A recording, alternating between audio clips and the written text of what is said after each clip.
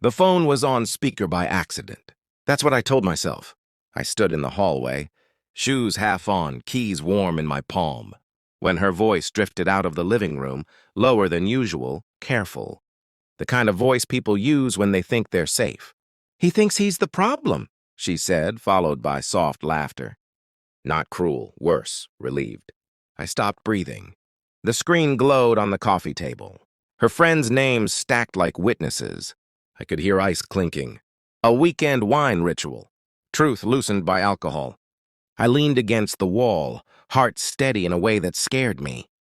"Honestly," she continued, "if he knew how close I was to leaving, he'd fall apart." Another laugh. Someone asked a question I couldn't hear.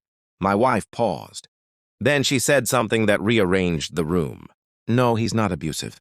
He's not cold. He's consistent. That's the problem." Silence, then approval. I stayed where I was, still, invisible. One step from divorce, I thought.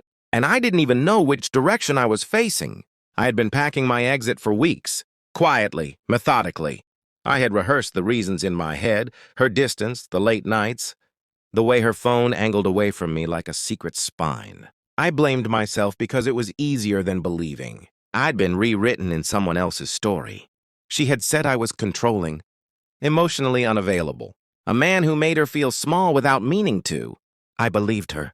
I started therapy, cut back hours, learned new ways to listen. I apologized for things I didn't remember doing. And still she drifted. The night before the call, she told me she needed space to find herself. She cried. I held her. I didn't ask who she was finding herself with. Now pressed against the wall, I heard the truth leak out sideways. "She's not cheating," my wife said to her friends. "It's not like that." I smiled without humor. "But I needed them to know," she continued, "that I wasn't crazy, that it wasn't just me." So that was it. I wasn't a villain. I was a prop. The marriage wasn't failing because of betrayal. It was failing because I was no longer useful as a scapegoat. I didn't confront her. I didn't flinch when she hung up and smiled at me later, asking if I'd had a good day. I said yes. Then I watched. I watched the way she curated her sadness, the way she collected sympathy like currency. I watched her text certain friends only when I was in the room, performance ready. I checked phone records, not for numbers, but for timing. Emotional peaks matched perfectly with her narratives. I read her messages the way a surgeon reads scans, detached, precise. There was no affair. There was something colder. She had been telling a version of our marriage where she was brave and trapped, and I was safe to blame because I wouldn't explode.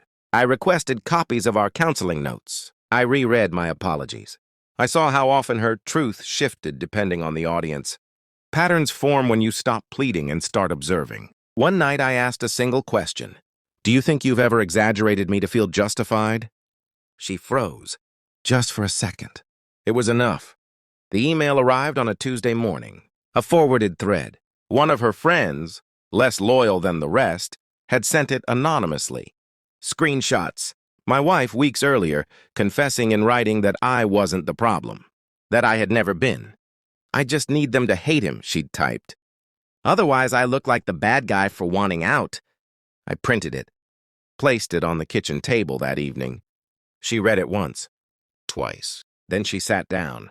"I can explain," she whispered, already unraveling. I poured a glass of water, took a sip, sat across from her. "I know," I said.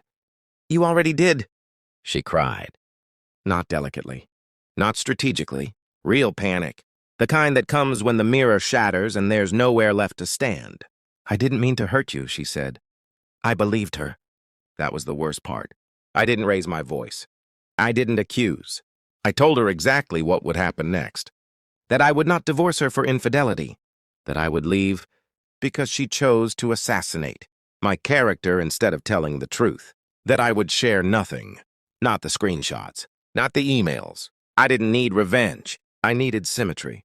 Her friends would ask why I left. She would have to choose between lying again or admitting who she was. Either way, the story would finally cost her something. She reached for my hand. I stood up. "I heard the call," I said finally. "All of it." Her face collapsed.